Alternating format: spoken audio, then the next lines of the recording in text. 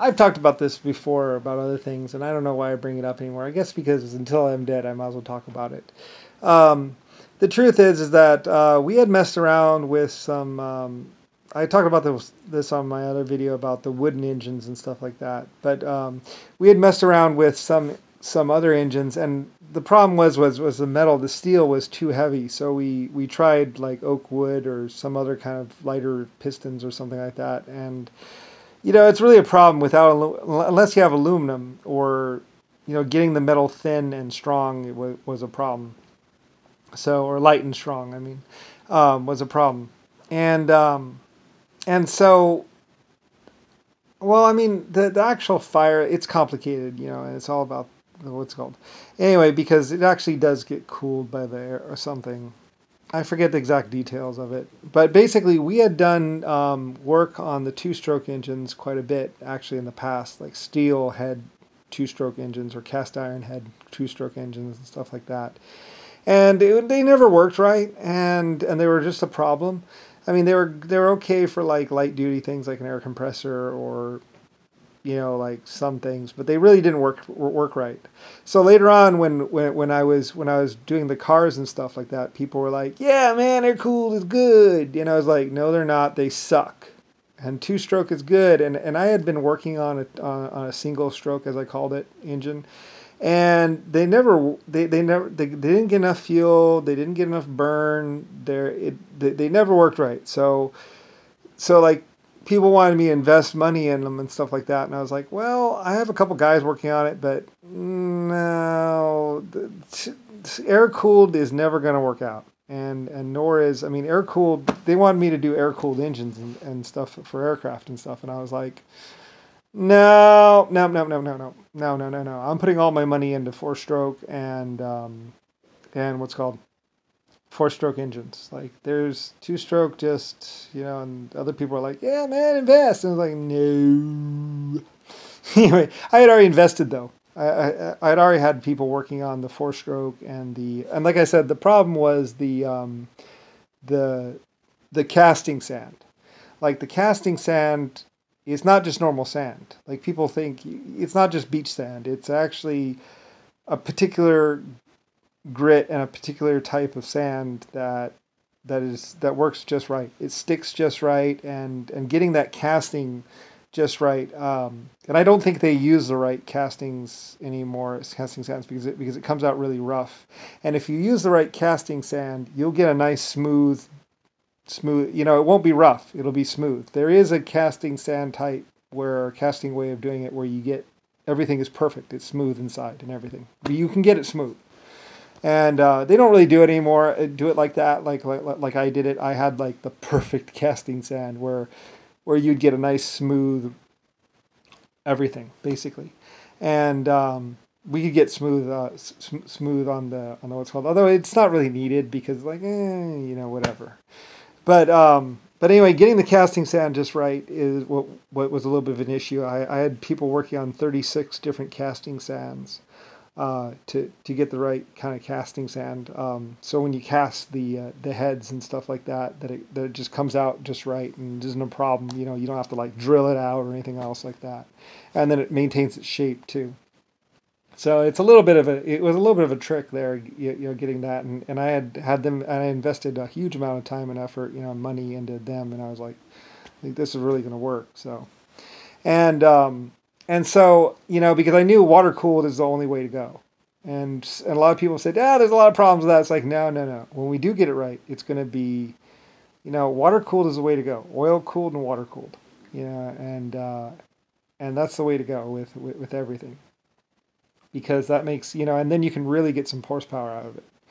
And because otherwise you just can't, and we also did some other things like mercury fluid, mercury cooling fluid, and some other stuff just to mess around with it. We did some like stuff where it's not, it's better trying to get the cooling a little bit better. But water works just fine actually. So we still mess around with it. Anyway, even some running oil instead of running water through the head, you run oil through the head. We did some other stuff, to try and see about it, because messing around, that's all. Just experimenting. So anyway, though, but I was investing all my money into four-stroke engines, and water-cooled and air-cooled because like I said, you can't idle them, parked. You can't, it just doesn't work. You don't get the cooling that you would get on a water-cooled and air-cooled. So I know I'm an engine guy. What can I say? It's because I literally invented it. I literally was a part of the creation of the modern day car. So it was my life. It's kind of like saying mining underground. It's like, I mean, I lived and I breathed mining equipment. It was like my thing. Like I tunneled across one time, like I said, there was this ice and snow, and we had to, and there was a city there, and it would snow like 3 or 4 times, like it was like not snow like 2 times a year basically, and I think it's the way Europe used to be. It used to always snow there or something like that. So I had these two towns that I wanted to connect, and I was like, well, we're just gonna dig a mine. So they just dug a mine like a low level mine, I think it was a couple 100 feet down. It wasn't anything too particularly deep or something like that. I think there was elevation difference or something. I forget exactly what the details were. And I think they ended up hitting a coal. Not coal. I mean, they ended up hitting like a copper or something. They're going along and and I think they hit gold or hit copper. They're like, hey, we just hit copper. Oh my God. They're like, oh my Lord, we just found copper. They're just digging along. And they just hit this, they just run into this huge copper vein. And it's like, really? Between the two towns, yeah, there's one town and the other town, and there's this huge copper vein in between. And I was like, huh, what do you know? Anyway, so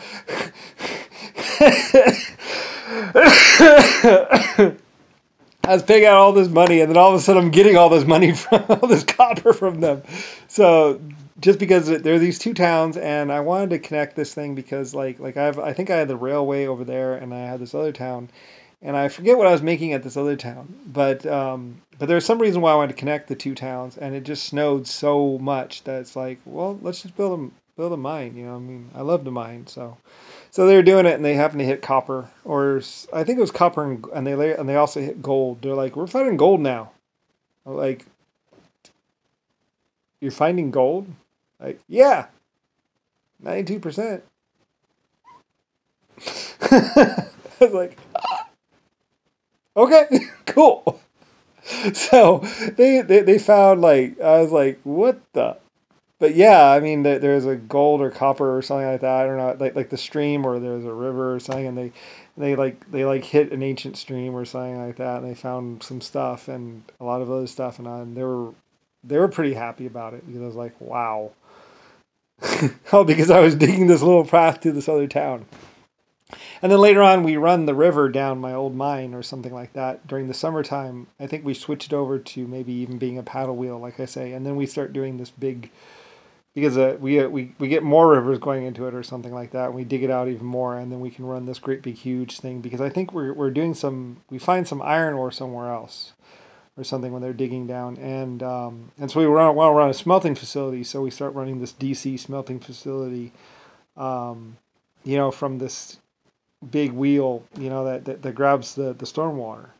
And it ran there. There was like 3 or 4 of them, and they become really popular, and someone even built one besides mine. I built mine, and then they just kind of like copied mine, because I spent all this money to have mine fabricated and mine built, and then once I build mine, then other people are building ones like it.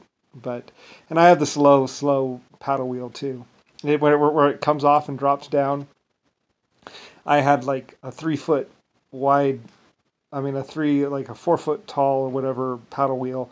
So the paddle wheel, the little one could spin, and then the big one would come over the top still, and it would like hit, yeah, and then they're louvered, so it would just go flat or whatever, and then go up the side, or so. I forget exactly how it worked, but there's pictures of it. You could see it, this great big huge. It looks like a big thing like this, and you look, from the aerial photos, you'll see this great big thing, and what it is, it's a big generator, and there's a big, the wheelhouse had a generator, or it went on top or something like that.